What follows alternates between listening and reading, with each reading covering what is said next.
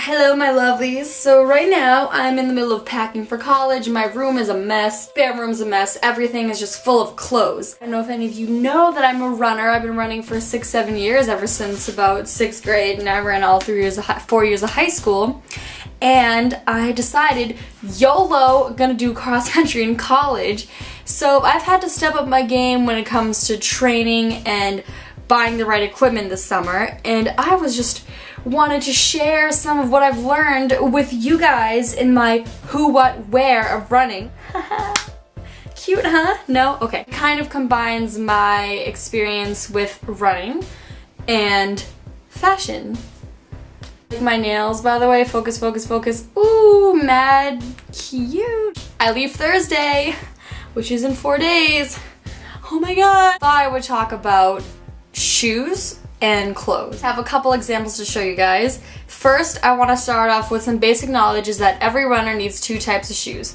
They need trainers and spikes. Spikes are a code word for racing shoes. You know, you don't obviously race in the same shoes as you train with. You want your racing shoes to be lighter so that you can cut seconds off of your time fast. You're a Puma.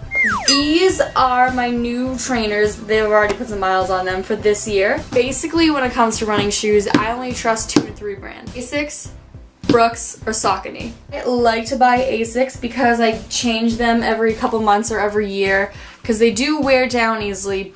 But when you get a running shoe, here are things to look for. Run if your feet prone in like this, you want a lot of protection right here so that it avoids that. That can lead to injury. Also want it to be squishy and comfortable, but you don't want it to be able to bend it in half. If you run enough mileage in those, shin splints. Bad. That's good for sprinters if you're like sprinting down the track, but if you're running like upwards of 7 miles, 30 miles a week, you are going to die. To have like the hard plate right here, squishy stuff around. Squishy stuff is going to absorb the shock, but the hard plate's going to be there for support. These were my Sauconys last year. They kind of have the same idea, except as you can see, I like to go with the bright colors. I was just at home and I left my shoes at school. I would go for a run in these, but as you can see, they're kind of worn down.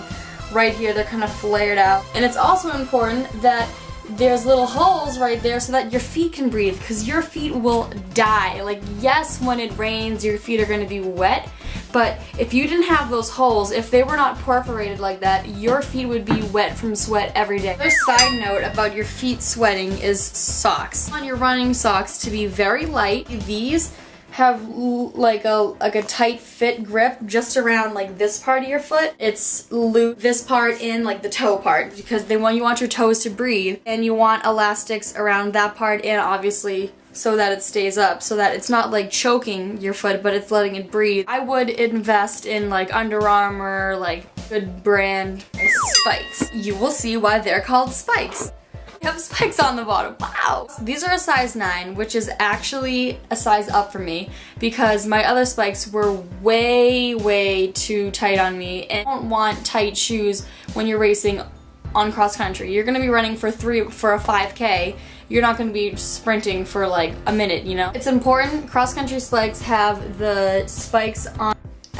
Sorry guys, ran out of space on my memory card. The bottom plate of the spike is all plastic. There's metal spikes, as you can see, on only the front where your sole is. Running cross country, you are most likely going to be on the woods or on grass. Of course, there's like 60% pavement, then you're not gonna have spikes on because 1, you'll dull them, and they're not cheap, and 2, it's just annoying to hear. And this is honestly like the lightest spike, like the lightest shoe in the world. I just love it, and the Kenyan man at the store was like, you gotta get these, and I was like, bro. Every pair of spikes will come with extra spikes and a spike wrench, which, as you can guess, it's just like what you use to take the wheel out of your Heelys. Is you put it in and you twist it out and you make a baby, and you take your spike out and put it back in your bag. Boom, you're done. Spikes out after every meet because you want to clean out the disgusting dirt and stuff that has accumulated in your spikes. On to clothes. When it comes to running clothes, you want something that's comfortable. It looks like cloth, but it's not. basically sweat resistant, water resistant, and it will get wet, but it won't soak up the moisture. Most good running material will have those perforated holes to let you breathe. That's what I just picked up. It's Brooks. I'm not like a snob when it comes to running clothes. I'll run in a t-shirt. At the running outlet, everything was 50% off. I like to look cute in my running clothes. Honestly, the built-in bras suffocate me, but if it's there, I'm not gonna cut it out. You're gonna want a good of tanks and t-shirts that are dry fit, and for the winter you're going to want your Under Armour long sleeve that's already packed, I'm sorry, but you're going to want a long sleeve Under Armour with the warm material in the inside and the waterproof material on the outside.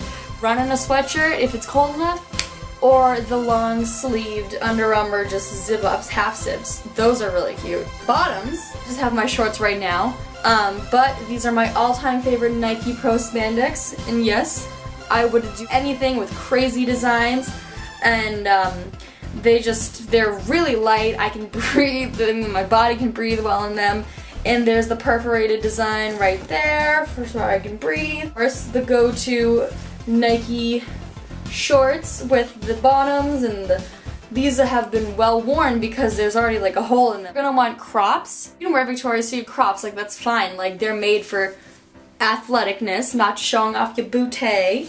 And you're also gonna want like Under Armour, like name brand, or for the winter, long spandex that are like leggings but athletic. You'll see them when you see them. I don't know how else to describe it, but on the inside it's this really warm, like fuzzy stuff that you're like, oh, it's not so bad that I'm running in 10-degree weather because I have my Under Armour spandex. I recommend running in big, heavy sweatpants because that's just like the windbreaker effect. It's just gonna like slow you down. And people are always like, oh my god, how do you like to run? Like, how do you run? One foot in front of the freaking other. That's how I do it. I don't know about you. I don't know if you crawl. Once you can get up to 4 miles, you can just keep going from there. And if you have a fun, great team with you, then it's like piece of cake. It's worth it in the end. When you finish your race, all the endorphins are like, that's that. I hope you guys like my advice, and please tell me if you want to see more running videos because I will give them to you. I'll probably be coming to you from my dorm next time. I'll give you guys a